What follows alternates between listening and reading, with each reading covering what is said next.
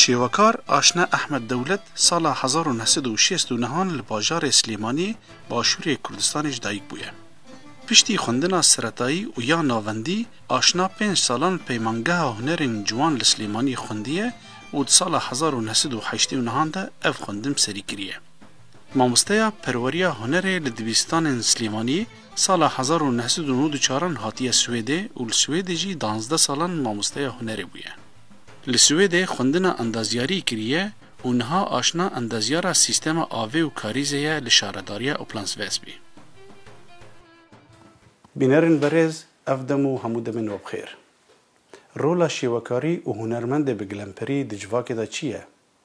Çi qasî girîng e ku şêwekarî di mekteban de bê xwendin û zarok bêne fêrkirin? Çi qasî girîng e mirov fantaziya zarokan dewlemendtir bike? Ev pirs û gelek pirsên din em ji şêwekar aşna Ehmed bipirsin, em mêvanê wê ne li Yakobsberî Bakurê Stockholmê. Tu bi xêr hatî programa me aşna xan. زۆر زۆر سپاس دەکەم خۆتان بەخێر بن سەر چاوانمان. بژی ئەم ناوە بەحسە شێوەکاری دکن دبێژی شێوەکاری شێوەیەکە ji şێوەیە دەرمانکردنê. Gelo qesda te dermankirina şexsî ye yan dermankirina civatê yan dermankirina derûnê dikanî vê ji me re zelal bikî. بەڵێ وەکو ناسراوە لە هەموو دنیاە هوەری شێوەکاری و هوەر بەگشتی و بە تایبەتی هوەری شێوەکاری دەتوانرێت بەکاربهێنرێ وەکو عیلاجکردن بۆ بارە دەروونە نەفسیەکان باری دەرونیەکان کە مرۆڤ تاوەکو مرۆڤ پێوی تیا بحەوێتەوانێ. بۆ ئەگەر بێت و ئەو جۆرە میتۆدە لە بۆ مناڵ بەکار بهێنرێ هەر لە سەرەتاوە لە قوتابخانەوە یان لە مەرحەلەکانی پێش سەرەتاییەوانە قوتابخانی سەرەتاییەوانە کارێکی زۆر زۆر باشی هەیە و ڕنگدانەوەیکی باشی هەیە لە کۆمەلگایە. هوەر شێوەی زۆرە کە بتوانی بەکاری بێنی بۆ دەرمانسازی. وەکو بابەتی شخصی ئەتوانی خۆت پەروەردە بکەی و ئەتوانی وەکو پیدەگۆگیش لە قوتابخانەکانە بەکاری بهێنیت. وەکو پیدەگۆگی ئەتوانیت لە ماوەی پرۆگرامی قوتابخانەکانەوانەیە کە بیکەیتە دەرسێکی سەرەکی هەرچەنە لە کوردستانە ئەتوانن بڵێن دەرسێکی سەرەکیە بەڵام بەداخەوانێ ئەو کاتانی کە من مامۆستا بووم دەرسی هوەر بە شێوەیەکی وا سەیری نەئەکراکە گرنگیەکی وای هەبێ لە ناو قوتابخانە ئەویش کەوتۆتەوە سەر ئەو مامۆستایی کە خۆی چۆن بەکاری ئەهێنێ. ئەگەر مامۆستاکە خریجی قوتابخانەیەکی هوەری بێ ئەو کاتە وانەی هوەرەکەی بە شێوەیەکی وا ئەدایەوانەیە کە سوودی هەبێت و کە شێوەیەکی خۆشی هەبێت هەم بۆ مناڵەکەش و هەم بۆ قوتابخانەکەش و هەم بۆ کۆمەلگاکەش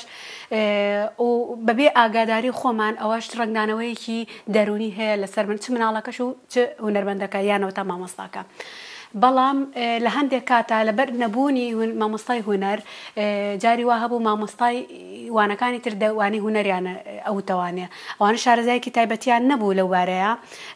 بۆیە وانەی هوەر و چ هوەر و چ ڕاضە و چ ئەو وانانە وەکو ئیسراحەتێکدا ئەنرا لە قوتابخانەکانە تایبەتیکی وای پێ نادرا. بەس خۆشبەختانە من لەوانەیە ئێستا پێشکەوتی بێت و لەبەر ئەوەی هوەرمەندان زۆر دەرچووی قوتابخانە هوەرمەندەکانین لە کوردستانە و لە عێراقیشە هەمووی ئەتوانم بڵێم ئێستا کاریگەرێکی گەورەتری هەیە وانەی هوەر بە شێوەیەکی تر سەیرەکرێت. بەس هێشتا نەگەشتێتەوە ئاستی کە لە وڵاتانی ئەوروپا بەکارێت کە چۆن وەکو بابەتی عیلاجی بەکاربهێنرێت و چۆن وەکو بابەتێکی وا بەکاربهێنێت کە لە مناڵەکە بخرێتە سنتەرەوانەیە کە داهێنان لە فکر و فانتاسی مناڵەکەوانێ بێتە ڕۆ. یعنی یەک لە دبیستان یان مەدرسە دەرونی لە ئەوروپا ئەوێ پێدرێن تحلیل نەفسی ئەوێ فروید و وێ جەماعەتێ دبێژێن چ تابلۆ بێ یان هەلبەست و ڕۆمان و موزیک بێ هەموو جوورەیەن هوەرێ مرۆڤ دکانێ ئەنالیز بکێ یعنی مرۆڤ دکانێ خودی وێ دەروونە خودی وێ ئەنالیز بکێ دریا هوەرە وان ڕە بتەبێ شێوەکار ینی نەخۆشێکی نەفسیە خۆبووی ڕەنگی معالەجەت کێ یان کەسی دل معالەجەت کێ ئەتوانیت شێوەکار خۆی ئەتوانێت خۆی معالەجە بکات بەهۆی هوەرەکەیوانێ و لە هەمان کاتیشە ئەتوانێ هونەرەکە بەکاربهێنی کە کەسێکی شێوەکاریش نەبێت کەسێکی هونەرمەند نەبێت کە دانیشە تابلۆیەک دروست بکە بە هەڵبژاردننی ئەو ڕنگانەی کە هەڵێ بژێرێ بۆی کە ئەو تابلۆیە دروست بکات یان ئەو خەتانە بکێشێ یان شکلێک دروست بکات تۆ ئەتوانی بزانی ئەم کەسە ئایا لە بارێکی دەرونی ئارامایە یان لە بارێکی دەرونی ئاڵۆزایە بۆ نمونە ئەگەر بێت و ئەو خەتانی کە ئەیکێشێ تۆ توانی وەرقەیەکی سپی بیتە دەستی هەت مناڵێک بێ هەت گەورەیەک بێ بڵێ شتێکم بۆ بکێشە شکلێکم بۆ بکێشە یا حەلەزۆنی بێ یان دائیری بێ یان شتێک بێ کە تۆ بتین بکەی لە شێوازی دروستکردنی خەتەکانی تۆ ئەبینی کە ئەم کەسە کەسێکە هێمنە یان ئەوێ زوود بگاتەمە بەست یان چنەوە شخصیەتێکی هەیە کەسایەتیەکی هەیە ئەوە لەوە لە هەڵبژاردننی ڕەنگەکانە ئەتوانی بزانی کە ئایا ئەم کەسە باری دەرونی ئارامە یان نا بۆ ئەو ڕەنگانە هەڵبژێرە بۆ ڕەنگە گەرمەکان هەڵبژێرێ بۆ ڕەنگە ساردەکان هەڵنابژێرێ ئەم کەسە خۆی هێمنە یان کەسێکی بڵێن لە پڕ هین بکات هەڵسو کەوت بکات یەکسەر ئەو هەڵسو کەوتانی کە یەکسەری یەکەم جار بۆی یەتە پێشەوە یەکسەر ئەوە کات یان کەسێکە کە بیرەکاتەوانێ اینجا لە دواییە قەرارەیە یان کەسێکە ئەنواعی لەو کەسایەتیانە هەیە تۆ توانی بەهۆی ڕەنگەکانەوانێ و بەهۆی خەتەکانەوانێ تۆ دابینی بکەیت بۆ ئەم بابەتەش ئەبێ کەسی پسپۆری شارەزا هەبێ کە ئەو تەحلیلی ئەو شخص خەت و لەگەڵ ئەو ئەلوانانە بکات ئەوەش یا هونەرمەندە بە یارمەتی دکتۆری نەفسی بە یارمەتی ئەو کەسانی کە لە شوێنی عیلاجا کار دەکەن گەلێک ساڵ لە سوێد دژی جڤاکە سوێد و جڤاکە کوردستانێ گەلێکی دووری هەبن گەلێک واراندا لێ ئەو کەسێک و بەحسا هونەرمەند ئاشنا دکەن دەبێژن ئاشنا گوتیە ئەس دریا هونەرە خۆرە شخصیەتە خۆ لەوێ جڤاتە نەتەکید دکەم یان چاوە شخصیەتە خۆ تەسبیت دکی جڤاتە نەدا طبعا وەکو هونەرمەند کە ئەڵێن ئاشنا من کەسێکی ئاساییم بەڵام لە ناو کۆمەلگایە بە تابلۆکانم ناسراوم بە هونەرەکەم ناسراوم هونەرەکەسم ئەکید شێوازێکی تایبەتی گرتوۆتە خۆی بۆی کە بیناسیتەوانێت کە ئەم تابلۆی کێ تابلۆی ئاشنایە کە کردوێتی ئەوەش بە هەروەکو وتمانێ هەم بە هەڵبژاردننی ڕەنگەکانە هەم بە هەڵبژاردننی ئەو بابەتانی کە تایەتی تا چ ڕادێت چ بابەتێک کار لە منەکە وەکو کەسێک وەکو هونەرمەندێک کە ئەوەیە کە عکسە بێتوانێت لەسەر تابلۆکانم لە وڵاتی ئەوروپایە کە من ژیاوم تاوەکو بۆ ماوەی 19 ساڵە ئەتوانم بڵێم کە کاتێک کە من تابلۆیەک کاتێک کە من لە پێشانگای تابلۆیەک دادەنێمیان بەشداری ئەەکەم لە ناو هونەرمەندانی ئەوروپیا ئەو بینەرانی کە یان سەیریەکەن ئەتوانن بزانن کە ئەو تابلۆیەکە کە کەسێکی سویدینەی کردووە بە تایبەتی ئەگەر بێت و باس لەوە دروستکردنی واقعی سوید بکات ناتوری سوید بکات یەکسەر ئەزانرێت کە ئەمە کەسێک کردوێتی کە غەیری سویدیە یان غەیری ئەوروپیە ئەوەش وان لێکە کە هونەرمەند تایبەتەکە چ لا بدەی لە ڕێبازەکان چ ڕێبازەکانیش تاقی بکەیتەوانێت چ لا بدەی بتەوێ ئسلوبێکی تر بگریت کە هی خۆت نەبێ هەر هینی خۆتی تیا دەرەکەوێت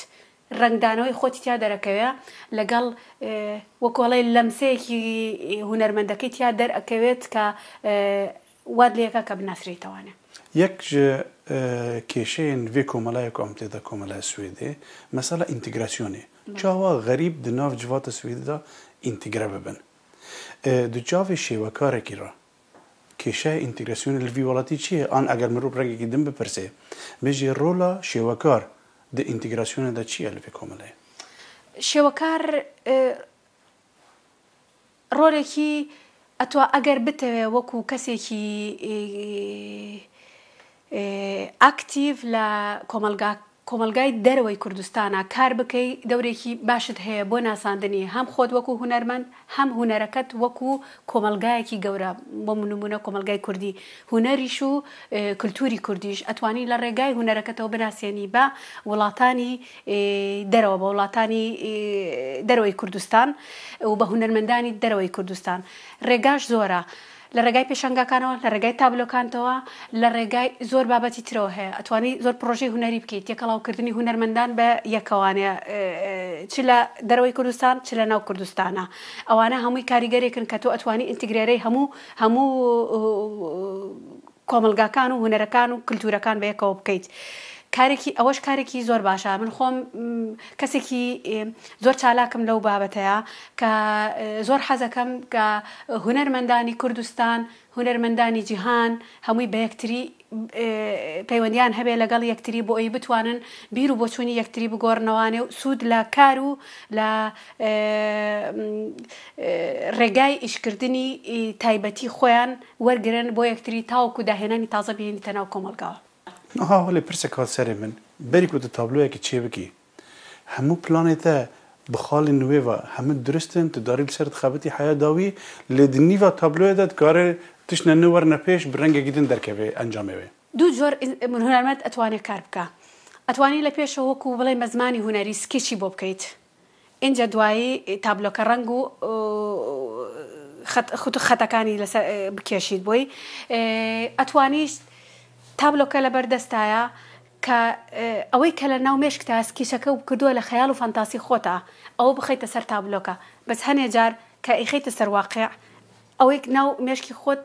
کە هەتا لەوانەیە هەنێک لەو بابەتانە لەسەر تابلۆکەت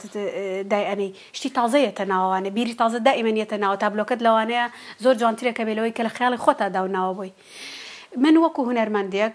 زۆرترینی کاتەکانم ئەتوانم لەم فترانەی کۆتاییە ئەتوانم بڵێم کە بەبێ سکیچ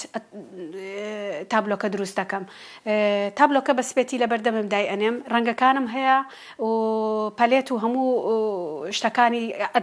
ئەدەواتەکانی کە بەکاری هێنم بۆ ڕەسمکردن لە بەردەم مایە دەست دەکەم بەوەی کە یەکەم فکرێک کە هەمە لە مێشکما چۆن کارەکە دروستکەم اینجا لە دوای ئەووانێ تەکنیکێکیش کاتیایە خۆمە باشە زانم ئەوە بەکارەهێنم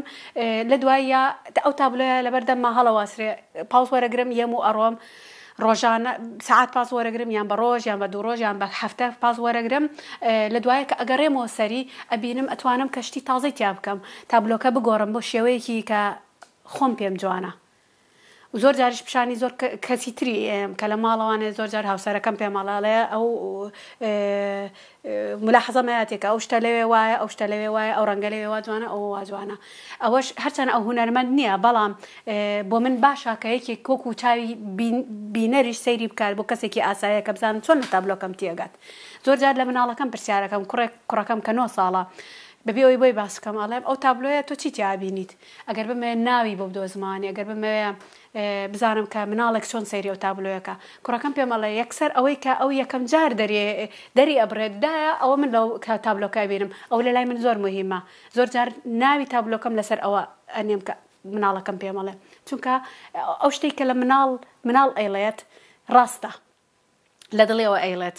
دروستکراو نییە وەکو لەوانەیە ئەگەر کەسێکی گەورە بێنم لەوانەیە لەبەر خاتری من کە ئەم ناسێت بڵێ تابلۆکە جوانە ئەو وایە ئەو وایە ئەو وایە بەس مناڵەکە یەکسەر ئەیڵێ نورمال یعنی بیۆلۆژیا ئینساناندا ژن نێزیکە زارۆکی خۆنە ji piyav zêdetir tu ji ciyekî de behs kî bêjî yek zarokî te biyolojî heye bes bi dihan zarokê tên din hene ez ê bersiva vê pirsê piştî pawzeyê te werkirim bînerin berêz em niha bên vedanekê didin piştre em vedigerin û sohbeta xwe berdewan dikin li gel me bin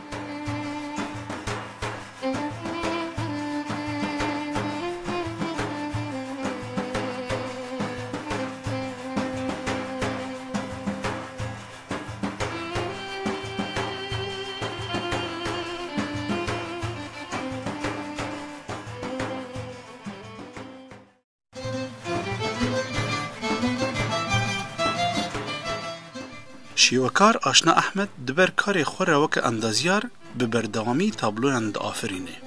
tabloyên li ser kaxezê li ser cêw û li ser camê her wiha aşna hinek pêker jî çêkirine د نوفبر سال 1984 و 1989 ده د همو پیشنگهین فرمانگه هنر دا بشداری کریه و چند پیشنگهین سربخوا جیل دارخستنه. پشتی کل سویده بجیبویه آشنا احمد 8 پیشنگهین سربخوا دارخستنه و بشداری د 14 پیشنگهان دا کریه و هر وها بشداری د 2 پیشنگهان دا لهنده کریه. وکه شیوکارک چالاک آشنا احمد انداما گلک دزگه و ریخستنین عراق سویده و ریخستنین جیهانه. بمبستا که هنرمند ببه کسی به کسان آشنا و حوال نوی شیوکار جگلک ولاتین جیهانه به هورا پیشنگه و ورکشوپان داردخن جبو پشتگیریا زاروکین سیوی،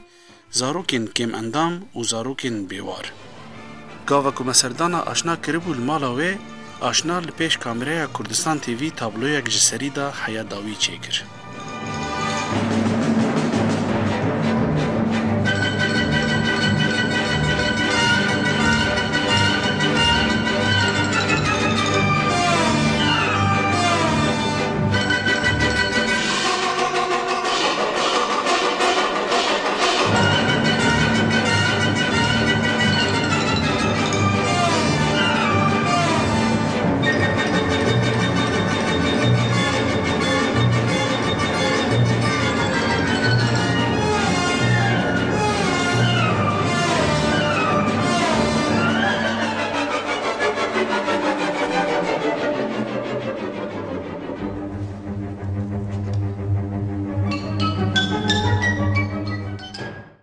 بري وكو بري بين فدان جيما بحث كر اگر هر تابلوه الجمته وك زاروكا جيته و اب تابلونا الدنيا بلاد بن قالوا هستي شوكار تشتكي يونيفرساله بله وایە بەڵێ شێوەکار هەست و بۆچوون و تابلۆکانی بەس تەنها مولکی خۆی نییە مولکی هەموو کەسێکە کە سەیری تابلۆکانەکات لە هەر شوێنێکی دنیای بێت و هیچ پەیوەندی بەوەشەوە نییە کە ئەو کەسەی کە سەیرێکە کورد بێت یان غەیری کورد بێت یان مناڵ بێ یا گەورە بێت هەچ کەسێک ئەو تابلۆیانەی بینی و حەزی لێ کرد و کە پێی متەئەسیر بوو کە پێی بەلایەوە جوان بوو ویستی لە لای خۆی بێ ئەوە مولکی خۆیەتی و ئەتوانێ خۆی دایبنێ خۆی بڵێت کە من هونەرمەند و هونەری تایبەتی من فلان هونەرمەندە. تا gelek salan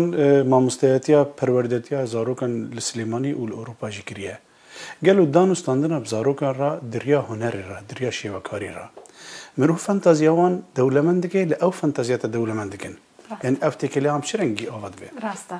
ئەگەر مناڵ بخەیتە سەر بخەیتە نقطەی تەرکیزی چ خۆت وەکو هونەرمەندەوانێ چ پیدەگۆگیشەوانەیە لە مناڵەوە ئەتوانی داهێنان زۆر بهێنیتە ناوەوانێ. مناڵ فانتاسیکی تابڵی گەورەی هەیە و مناڵ ئەتوانێت فانتاسیەکانی تێکەڵاوی یاریکردنی خۆی بکات و یاریکردن و فانتاسیەکانی بە یارمەتی هونەر ڕنگ و من باسی بەس ڕسمەکەم ئەتوانی مۆسیقا و مەسرەحیش بێنیتە ناوەوانێ بەس ڕنگ و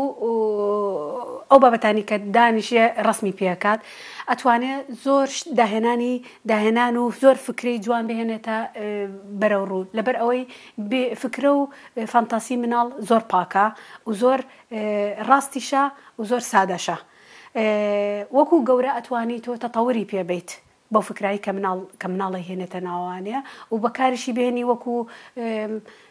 حەوانەوەی دەرونی چ مناڵەکە و چ ئەو گەورانەیش کە لەگەڵیا کار دەکەن مەبەستم گەورەکان ئەوەیە کە مامۆستای هونەر و چ مامۆستاکانی تریش زۆر شێواز و قوتابخانەی تایبەت هەیە لە ئەوروپایە کە بەو شێوازە ئەڕۆن چ لە ئەوروپاش و چ لە جیهان لە هەموو جیهانیشە بڵاو بۆتەوانێ. یەکێک لەوانی کە من خۆم کارم تیانە کردووە کە قوتابخانەی ڕێگیۆ ئیمیلیایە کە لە باکووری ئیتالیا ئەوەش لە پاش حەربی جیهانی دووهەم سەری هەڵدا کە بە هاریکاری مدیری ڕەوزەی كومنالت يعني هو مديري روزي شارواني لشاري لإيطاليا هموي لولاة إيطاليا هاتن أم كتابخانة دانا أم كتابخانة أو كلا فكرة وفانتاسي من الله وأنا كببيع حدودا وببيع أوي كتأثير شتيبكي وكو جورة وازي لبيني كخوي داهنا بعد خوي أوي كأيوات دوكومنتري بكا و أوشتاني كهمشي أكري هموي دوكومنت أخونا أكري وفوشكني نشي لسركريت أماش ربازي كتا استجباوا بماوي 50 صالة أما بكاري هننو ولا زور ولاطاني جهاني جباوا لا يوسا لا أستراليا لجنوب كوريا لزور ولاطاني لو همو ولاطكان اسكندنافيا لزور ولاطاني أوروباشا بلاوا ربازي كي زور بيداغوجي كي زور سركوتوانيا تبو باري دروني تيارمتي من على كش أدا كواي لبكاكا لما ذا كاني تريشا وكو ياري بتشابي ياري سيري بكاتو للاي خوش بي قطابخانه للاي خوش بيت قطابخانه بوي بيتا سرچاوي كي دهنان يعني تنهاجي بخب عسكر لولات ما وولات رجلات نغرست بعام فيركرين لمكتبه وكو تلقينته وايا جزارو كرت بيجي وبابك ومكه باشا لفان ولاتان قالك جاران بحث دبيجي هفساره فانتازيا زارو كان برددن يعني وك هسبكي كنت بيجي هري شخرا غاركي تا لورجي تدريس كير وتلفي دريجي كير تبي كونتراست هنا مازن حسياي بالله كونتراست زور قوريا وكو ما مستاق من لسرتاو للنوت لهشتاو نو هتاو كو نوت وشوار لقطابخانه كاني كردستان بو تشلا سرتاي قطابخاني سرتاي وهتاو قطابخاني ناونديش من لو كارم كردوا وكو ما مستاي رسم وكو ما مستاي وانا كاني تريش وكو خود علي اما وافر كراوين أسلوبي التعليمي كردستان ولاتي إما روشالات ولاتاني روشالات وهي واد لي أكاكا ما مستوى وستوى لكلاس روم لصنفكا لي ما مستوى مصدري همو أو زانياريا كتو فيرا بيت ما مستسنترة ما مستسنترة فعلا واي ما مستسنترة مناليج أبيت وكو بيت كراو أماني أبيت ولا بريكتو من بيانيات ماني لفلان درساتو دانشي بمبلي وكو شعريك يعني كو هشتك واني هنري زور جار وايلي هاتبو جاري وهابو من خوم كلا قطابخانه بو ما مساكا هاتي ولا سر صبورك لا هنا درستك رسمك درستك هموت انا ورسمه بكن لهنك كاتا لهنر ناتواني وابكي بتايبتي بو منال بو جورج ناتواني وابكي من وكو هنرمندي كم اگر بيت ويك بين بلا ورا دانشا اوم بوبكا زور محدود ابيت بيكرنوم زور جار ناتوانم هيك بكم بلام اگر رقم بيا بدريا اتوانم كارو دهناني جوانتر بكم يعني كناج زاروكي اسفي كده مروب شباكي ديمقراط ومودرن وبرنج دانستاندن بكي بيشتي 20 سالان وجواكا ديمقراط هبه زور راسا منيج أما أو بلام كتولة قناغا كاني سرتايا ودست بيكر تكويني شخصيتي أو من عرض كر بو جوري زور آسانا لبو جوري بيس ناكا كتو يارمتي بي بو جوري كخوي جوري بو خوي فير بوا كتشون بتوانيا ناخي خوي أرم كاتوانيا وبطالب كاتوانيا أو كاتا كسي وادرتي لكم الجا كسي قيب خويتي وكسي كيوا درجة كتواني دربريني هيا وكمالجاش سودي اللي ورا قريا خوشي كسي كي أران درجة كتواني يارمتي بخوي بات. اندامي كوملاك جير بيجن تيلاس ارت. بله. أبتشي كوملا. أما رخراوي كي جهانية هنرية ك بروجي هنرية كات لهمو ولاتان سنتركي لهندو لسويدا أوش بروجي هنرية كاني هم بروجي خيرية وهم بروجي هنريشة بو تكلاو كردني هنرمندان وكلتور هنري ولاتان هموي لقل يكتري ام رخراوه همو سالانا دو تالاكي جوري هي يكي كان لهند دروستكات ويكي كيش لولاتي كتر دروستكات لا بونمونه بكرتي كباسي بكم اگر بيتو باسي هند بكين اويا كام سالانا لكاتي كتايبتيا هنرمندان لهمو جهان وكو كاتواني لجير ناوي كتايبتي بو بروجكا زورتريني ناوي بروجكاني بروجي بيئة بروجي بيئة كاريبو تياكات وزور برسياري تريش هي كلا كومالجا كأم كاريبو كاوكو كاري مثلا ڕاوەستاننی لیان بۆ مناڵ بۆ ئافراد وەکو کاری ڕاوەستاننی شەڕ لە جیهانە ئەم جۆرە بابەتە پرسیارانە هونەرمەندان نزیکەی 30 تا 40 هونەرمەندێک کۆکاتەوە لە هەموو جیهانە و هونەرمەندی بەناوبانگ لەوێ لە ماوەی هەفتەیەک یان 2 هەفتەیە وەرکشۆپەکەن هونەرمەندەکان تابلۆ دروستەکەن دەبینەوە تاوەکو ئێوارە لە کۆتاییە وەکو فستیڤاڵێکی لێ دەرەچێت و پێشەنگایەک دروستەکەن بۆ ئەو تابلوانەی کە دروستیان کردووە تابلۆکان دەفرۆشرێ تابلۆکان پاری تابلۆکان کۆمەڵەکە خۆی ڕێکخراوەکە خۆی بۆ خۆی هەڵەگرێت و بەڵام لەو پارەیە یارمەتی مناڵانی فەقیر و مناڵانی بەدایک و باوکی لەو وڵاتی کە چالاکیەکەی تیا دروست دەکات لەگەڵ ئەم کۆمەڵەیە من 2 جار بەشداریم کردووە بۆ ئەو جۆرە چالاکیە ئێستا من هەوڵ ئەدەم کە لە هەوڵدانە من و لەگەڵ برادێکم لە لەندەن ناوی مەریوان جەلالە لەگەڵ چەند برادێکیش لە کوردستانە کە ئەوانش بەهۆی ئێمەوە چوون لە ڕێگای ئەم کۆمەڵەیەوانە چوون بۆ هەند و شارەزایی پرۆژەکەن کار بۆ پرۆژەیەکی گەورە لەو بابەتە ئەکەین بۆ کوردستان بۆ ساڵی 2013 بەڵام ئەوەش پێویستمان بە سپۆنسەرێکی گەورە هەیە ئەبێت لە کوردستانەوە سپۆنسەرمان بکەن لەبەر ئەوەی لەو وڵاتانەی کە ئەو پرۆژانەی تیا دروست دەکرێت سپۆنسەریان ئەکرێت و سپۆنسەری ئەم هونەرمەندانە ئەکرێت کە بمێنەوە بۆ ماوەی ئەو هەفتەیە یان 2 هەفتەیە یان چەند کە تاحتی دەکرێت کە بابەتی ڕسمکردن و ژیان و ئەوانیان بۆ دابین بکرێت بۆی کە ئەو کارانە بکەن هونەرمەندەکان هیچ سوودێک وەرناگرن کە لە تابلۆکان نە لە فرۆشتنە لە هیچ شتێکە تەنها سوودەکان ئەوەیە کاویش گەورەترین سوودە من بەڕای من کۆنتاکتە بەستن لەگەڵ هونەرمەندانی جیهانە فێر ئەبن شت لە یەکتریەوە فێر ئەبن سوود لە ئەسلوبی یەکتری وەرەگرن ئەو کۆنتاکتەش ئەتوانێت ئینسان بەکاری بهێنێ وەکو پردێک بەکاری بێنێ لە بینی هەموو هونەرمەندانە لە هەموو جیهانە هەدەفی سەرەکی منیش لەوەیە کە ئەم پرۆژەی ساڵی داهاتوو دروست دەکەم بۆ ئەوەیە کە هونەرمەندانی کوردستان ئەو پردە دروست بکەن لە بینی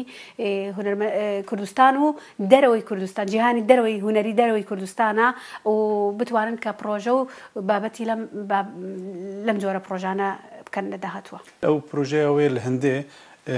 هەنێک ژ ئارمانجەوێ ئەو بوون ئەو زارۆکی کچ ئێدناوبێنە 4 و 14 ساڵدا ئالکاریاوان بکەن یانجی زارۆکێن بێدەی و باو جالی گیدنە مرد فکرێ ئەم وەکو نەتە و وەکو کورد گەلێک بەلا بسەرێ مەدە هاتنە جێ دێرسمێ و ئارارات و کۆمکوژیا بارزانیان ئەنفال و حەلەبچە بدەهان وەلێ ئەنفال و تیش بسەرێ کوردان داهاتنە یان هون نکانن پرۆژەیەکیش ڤیرەنگیهان دەش بۆ هون دەردێ کوردان وینە پێش بەڵێ من مەبەستەکەمان ئەوەیە ئێمە من پرۆژەی ساڵی داهاتوو کە کاری بۆکەم لەگەڵ تەلوس ئارتا هەمان شێوەیە پرسیاری کوردستانمان ئەوەیە کە ڕاوەستاندنی لێدانی منداڵ چ لە قوتابخانەکان چ لە ناو ماڵەکانە بۆ ئەوەی کە ئێمە لێرە فوکسمان لەسەر مناڵە مناڵ بخەیتە سنتەرەوانێ بۆ ئەوی کە داهێنان بینیتە ناوانێ کە کاتێک تۆ لە مناڵتدا و کە ئازارتدا ناتوانانی داهێنان بکە کە ئازادی نایە کە بیر بکاتەوانێ و کە فانتاسی خۆی بەکاربهێنێ ناتوانانی داهێنان بینیتە ناوانێ ئەوەش ئەبێ لە قوتابخانەکانەوە دەست پێ بکەین ئەبێ لە ماڵەکانیشمانەوە دەست پێ بکەین بە یارمەتی دایک و باوکەکەش بۆ پرۆژەی کوردستانمان ناوی پرۆژەکەمان ئەوەیە کە وتم ڕاوەستاننی لێدانی منداڵە لەوێش هەر هەمان بابەتە ئەبێت ئێمە مناڵ بدۆزینەوانە طبعاً وتم کە ئەو پرۆژەیەکە لە هەر وڵاتێک بکرێت پارەکە تەشخیصەکرێ پارێکی تابلۆکان تەشخیصەکرێ بۆ مناڵانی فەقیری ئەو وڵاتە بێگومان ئێمەش کە گەڕێنەوە بۆ کوردستان ئەبێت لەوێ مناڵی فەقیر و مناڵی ئەنفالە چ مناڵی پاژماوەی شەڕە چ مناڵی بێدایک و باوکە ئەوەی کە لانۆبانەی نییە ئەتر لەم جۆرە مناڵانە من ناڵێم ئەتوانین ئێمە یارمەتی هەموو مناڵێک بین بەس ئەگەر بێت و یارمەتی یەک کۆمەڵ مناڵ بیت واتە شتێکت کردووە یارمەتیەک کرداوە بۆ مناڵان لە کۆمەلگایە کاری بەڕای ئێمە کارێکی باشە و شتێکی جوانە کە ئەیت بە کۆمەلگا و بۆ مناڵەکەش کە ئەوانە بیر نەچوونەتەوانێ کاری پرۆژەی داهاتوومان ئێمە بۆ ئەوەیە و ئێستاش پرۆژەی خۆمم لە بەردەمایە کە ئەڕۆمەوە بۆ کوردستان پێشانگای تایبەتی خۆمەکەمەوانێ ئەو پێشانگایە وەکو بڵێن بانگەوازێکە بۆ ئەو پرۆژەی ساڵی داهاتوو بۆ ئەوەی کە ئەو پرۆژەیە بناسیێنم بە کۆمەلگای کوردی و ئەمەوێ ئەو سەرچاوانە بدۆزمەوە لەبەر ئەوەی من خۆم ماوەیەکی زۆرە لە کوردستان دەرچووم من نازانم ئەو سەرچاوانە لە شۆ بێنم ئەو مناڵانە لە شوێن دوایەوە ئەو کەسانی کە سپۆنسەرمانەکات لە کۆ بیان دۆزمانە لەبەر ئەوەیە ئەو پێشانگایم کردو کە بتوانم کە ئەو ڕێگاش بدۆزمانە چونکە لە پرۆژەکە دراوتە دەستی من کە من بیبم بەڕێگاوە من وەکو بڵێن ڕەپرسنتانتی تەلوس ئارتم لە سوید لە وڵاتی سوید وەگەلێک پرۆژەی دنجیکردنە ژغینی ئەف پرۆژەیە هون هەرن لە کوردستانê bikin ئەوە هەنێک ji welatê xelîc hatin Swêd شێوەکار هاتن و چەند پرۆژێن دژێ مای ڤیلێج مای نیشن کاری بە کورتیش مەرە بەحسا واسی چاراکام کەش بەروەختە مەکەم دوێ پرۆژەی وڵاتانی کەندا و هونەرمەندانی کەندا و ئەویش هەر ئەو هونەرمەندانە بوو کە من لەگەڵ تەلوس ئارتان ناسی من لەوێ دانیشتین بیرمان کردوانێ ئەو پردەی کە ئەڵەن دروستی ئەەکەم لە بینی هەموو هونەرمەندانە لەگەڵ ئەوانیشە بیرم لێ کردوانێ کە ئەوانیش بهێنم چ بۆ کوردستان چ بۆ ئەوروپا لەگەڵ چەند لەو هونەرمەندانە دانیشتم ئیتیفاقم کرد کە چ جۆرە پرۆژەیەک بدۆزمەوانەیە ئەوە بوو کە لە ساڵی 2011وانێ هەتاوەکو 2012 کارمان بۆ ئەو پرۆژەیە کرد 11 هونەرمەندی وڵاتانی لە 8 وڵاتی خلیجەوانەیە دعوتمان کردن بۆ سوید بێن بۆ ئێرە کە وڵاتی سویدیش لێرە یارمەتیان بە یارمەتی مادیان کە ئەوانش بێنە ئێرە لێ پێشەنگامان بۆ کردن و کۆنفرانسمان بۆ کردن کارێکی زۆر زۆر سەرکەوتوانە بوو و کارێک بۆ ئەتوانم بڵێم کە نقطەی دەرچوونی من وەکو شخصێکی تایبەتی و ئەو کۆمەڵی کە لەگەڵیشما هاریکاریان کردم وەکو کۆمەلگا و هەم لە ناو هونەری سویدیشە و هونەرمەندانی سویدیشە بوو کە دەرچوونێکی هەتا بڵێ سەریع بوو کە ئەو هونەری عەرەبی ناسان بە وڵاتی ئەوروپی ئەم پرۆژەیەش دیسانەوانەیە دووبارە ئەبێتەوانەیە لەگەڵ پرۆژەکەی تەلوس ئارتا بۆ ساڵی داهاتوو ئەم دوو پرۆژەیە هەردووکی وەکو بڵێن متەساوی بەیەکەوانێ بۆیاندا ئەنێم کە ئەو هونەرمەندانش یەنەوە بۆ کوردستان ئەمانم ئەم پرۆژانەی کە من هەمووی پلانێری بۆ دائەنم هەمویان پەیوەندیان بەیەکەوە هەیە هەمووشیان وەکوڵی بناغەیەکە بۆ پرۆژەکەی ساڵی داهاتوم لەبەر ئەوەی پرۆژێکی گەورە دەرەچێ بەڵام یەمەوە سەر ئەوەی کە پێویستمان بە هاریکاری هەیە بەتەنها من ناتوانم هیچ شتێ بکەم هون ئاریکاری دکن ji بۆ ئاشتیا جیهانê باشتر ببێ هەفتê گەیشتن navbêna netewên dinyayê de baştir bê û alîkariya zarokan û kesên lewaz karekî gelekî pîroz e spas ji te re te beşdariya programê me kir spas ji bînerên Kurdistan TV re ku hûn hetanan li pêş ekranê me man bêrû bûçûnê xwe û rexneyê xwe ji me re bişînin ev adrêsek ku li bina ekranê derdiçe û heta programekê din her şad û bextewer bin